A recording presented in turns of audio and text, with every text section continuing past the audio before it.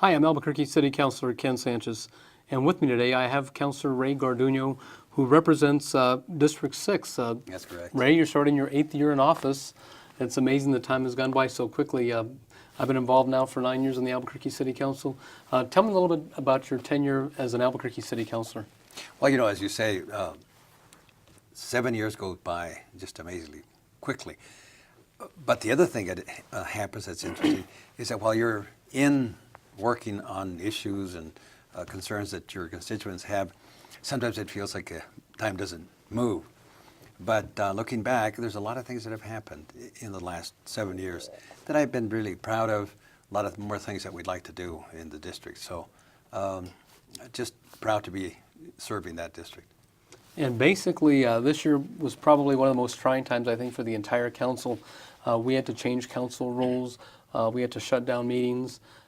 Things are starting to get much better. I think the decorum is coming back to the council. People are feeling comfortable coming back down to council meetings.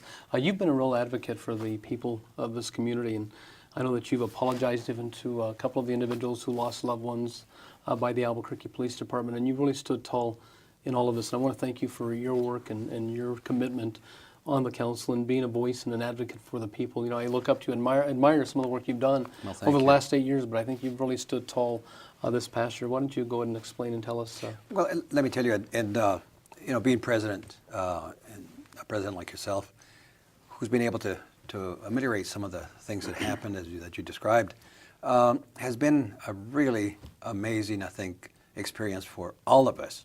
But for you, it must have been trying at times, I'm sure. But the way you've handled it has been really something that I want to, for sure, let people know that those kinds of things are not easy to deal with. You feel for the community.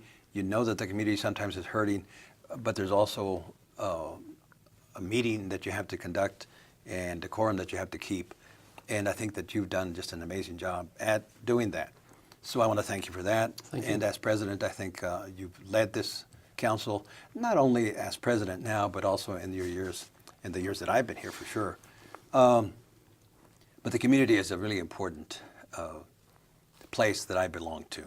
I really consider myself part of the community, come from the community. And when I ran because many other folks that are from the district that I represent wanted to make sure that if somebody ran and they wanted to vote for, that they'd be connected to the community. And I've taken that to heart. At every instance, I've been very close to the things that the community wanted, the entire community, but especially District 6. And it's a district that is very, very varied. Almost everything that you could think of, every kind of representation in any city resides in some form or fashion in District 6.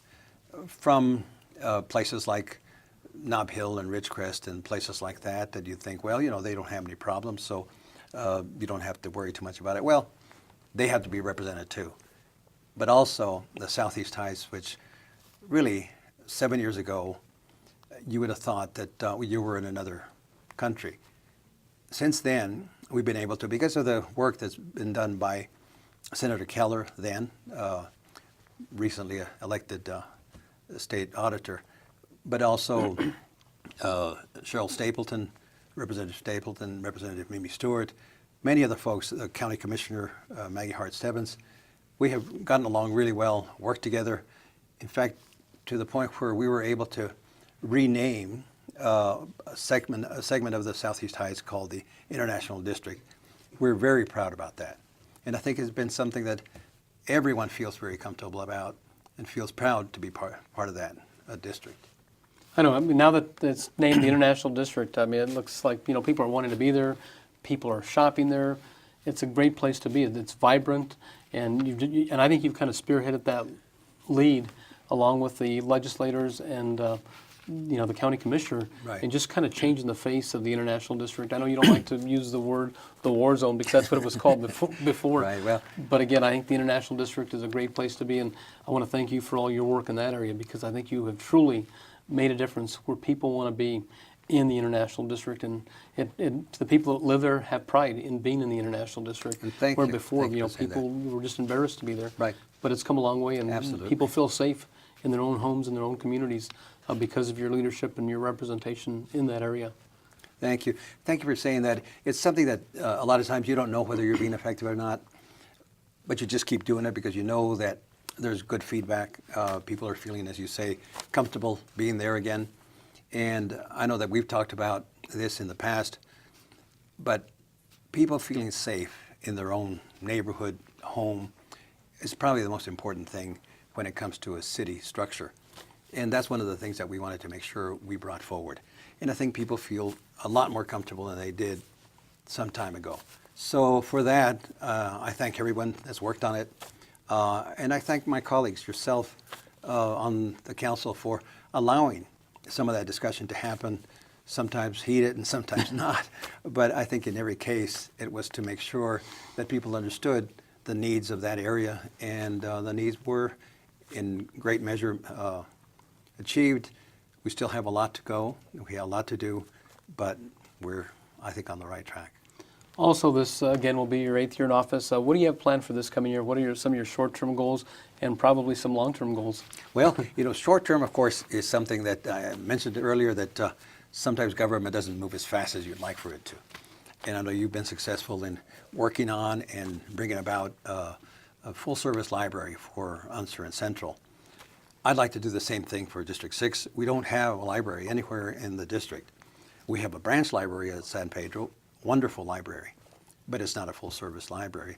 And we'd like to bring one somewhere around where Highland High School is, in that area. We also have worked very hard to make sure that some of the roads that in the past were dangerous, I don't know how else to describe them, and we're working very hard to make sure that those roads are looked at, Zuni being one of them. It's, I think, about a 4-mile stretch that, for whatever reasons, people think that that's another freeway. And it's really very residential in many cases, a lot of businesses also. And we're trying to redo all of Zuni so that it becomes a road diet that will slow people down. People have been killed, unfortunately, on Zuni, about 8 people in the last 7 years or so. So we want to make sure that that whole area is looked at from a safety point of view. And that's what we're doing as far as Zuni is concerned. Besides the library in Zuni, which are kind of major, there's also a children's park that we want to build in Los Altos, South Los Altos. And it'll be a new concept. It'll be an area that a lot of people from the city can avail themselves of, but it's also going to be available to people who have certain disabilities, whether it's they're on a wheelchair or other situations, where they can go there and feel comfortable and feel like it's a welcoming place. And that's something that we're working very hard to accomplish. And we've gotten most of the funding for that and hope to get some more of the funding to complete it. And I know that you're going to keep me accountable, especially when it comes to the dollars for the library, because you've been very supportive of the new Albuquerque West Side Library that will be opening up now in January. That's We're very right. excited That's about right. that. Yeah. But you even gave some of your set-aside money to the Albuquerque West Side Library because of how important it was. And I've always said how we empower communities is through literacy and through education. And I think this is going to be a shining bright star for Albuquerque's West Side, opening this new library. And you're definitely invited to the opening. And I think it's going to be a tremendous asset. And I will be supporting you in every step of the way in starting the library in your district and in your community. Thank you, and thank you for that commitment, because when you were talking about building the library, you had done so much work to get the funding for that library, and I felt like to complete it, it would be much easier if we were able to put together some of the funding that exists in pockets, if you will, in other places. And I figured that the amount of money that I was able to move to the library on the west side was not only well-deserved, but needed for doing exactly what you just mentioned, to make sure that communities have all kinds of things that they should be able to avail themselves of. And that's one of the things that we need to look at is leveraging the resources that we have available, whether it's coming from the legislature, whether it's coming from local dollars, from the county. You know, as you said, you gave some of that money to the west side for their library.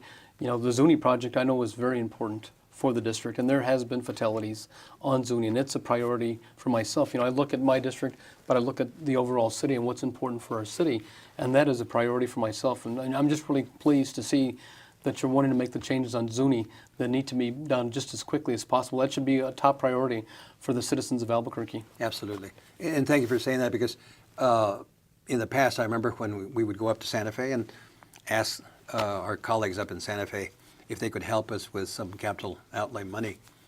All of them were very ready to help us, and so was the Department of Transportation, the State Department. And I remember having this discussion with you about Zuni some time ago, when people still were wondering, well, you know, do we want to spend that kind of money? Because it is a good amount of money that has to be spent. And you were very, very supportive, not only because of the safety issue, but also the area that it represented, if you will, the area that it would affect is an area that sometimes had been neglected. And you have always been stalwart when it comes to making sure that any area of the city, doesn't matter where, that if there is a need, I've always been able to rely on your support. And one of the big issues that I think that we as a city are facing and as a state, and you serve on the Albuquerque-Bernalillo County Water Utility Authority. That's correct. I think one of the big issues that we are confronting is the fuel spill at Curlin Air Force Base and the impact it potentially could have on this community. I said it's like a tsunami coming, and you know, we've just got to make sure that we take the proper steps. You know, Curlin Air Force Base and the federal government has assured us that they were going to remediate this problem as quickly as possible. We've heard that for several years now. You have a colonel that comes in and then they're gone after 2 years. I mean, they make that commitment, but then they're gone. Do you want to talk about that just briefly? Well, and I'm sure a lot of people have heard about this, and it's an unfortunate thing that happened back in 1994, I think, is when they first detected it. So 24 million is the estimate. 24 million gallons of jet fuel escaped from the storage tanks, went underground, and of course is now that spill or that plume is floating on the groundwater. Underground about 400 feet down to about 1,000 feet. The spill is about a mile wide by about 2 miles in length, and interestingly it's flowing northeasterly, so it's going almost towards the mountains from Curlin Air Force Base. The main thing, though, is that people need to realize that this affects the water that is used by the entire region. This is the city, the county, and other parts of Sandoval County also. And I think that you and my other colleagues on the council have been also very adamant about making sure that these things get looked at, making sure that the Air Force owns the problem, as they have said. But also, I want to thank you and Senator Linda Lopez, who have said, you know, we need to look at this as a city-wide issue. We can no longer say, oh, well, this is only for District 6 or only for the Southeast Heights. This is the entire region that is served by the Water Authority. One of the things that we want to make sure is that we don't shut down any of the wells that are now being used in the Ridgecrest area. And in fact, it's called the Ridgecrest Field. Those are the most productive, with the greatest, the best kind of water that we have in the aquifer. If this were to be affected, we would lose anywhere between 25 to 30% of the water that is now used by the rest of the city. What happens then? We have nowhere else to go for that 25% of water that we're using from there. So we need to make sure, we must implore, demand that the Air Force take care of this problem. And again, thank you for your work in that area. You've been very active. You've been a champion and a voice for the people of the community and for the city of Albuquerque. Over 2 years ago, both you and I voted for a resolution to bring the Department of Justice to come into Albuquerque and look at practices by the Albuquerque Police Department. That was vetoed by Mayor Berry. We came back with a softer and kind of threw a softball out there resolution that asked for the DOJ to come in and we would cooperate with the Department of Justice. They came in. They have come up with a settlement agreement. It has now been filed with the federal courts. How do you feel about the work that was done by the Department of Justice? Well, I think that the work that was done, I don't think it's totally complete, but I think it's one of the things that we have that we can point to, that we can make sure that if we obey these rules, as it were, that have been filed with the court, that will go a long ways to ameliorating and making sure that some of the problems that we have in a department that finds itself kind of in a spiral, if you will. But I want to go back to the first thing you mentioned, and that was that we had a resolution that had asked the DOJ to come in years ago. Had we had that go through, had it not been vetoed, we would have been able to be 4, maybe 2 years ahead of schedule from where we are now. Remember, we haven't yet even formed or gotten the monitor to get on board to make sure that these concerns are answered by the city. So we're not even there yet. Had we done this 2 years ago, we'd be 2 years ahead of the ball now. I hate to say this, and you know, I don't want it to sound as if I want to blame the mayor for having vetoed it. He had his own reasons. But I think had we done this, as I say earlier, we would be way ahead of where we are now. And I think people in this city would have seen us as very active in making sure that a department, as I say, that found itself in turmoil would probably be in a better place right now. And I think at this point, I mean, this is going to cost us about $6 million a year for the next 4 years. We as a council must make sure that we have the proper appropriations so the Albuquerque Police Department can follow and conform with the settlement agreement, because if we are not in conformance with that agreement, then we will be in contempt of court. Absolutely. And that's the worst place for us to be. Had we done this, as I say before, we may have even at least avoided some of the demands that are being made of us monetarily. $6 million a year is not a small, you know, we could build 2/3 of my library with $6 million. We are where we are, and we need to do what we need to do. I fully support what has to be done, because I think this is a department that's, the police department is a department that's crying out for help in a way that is best for all of us.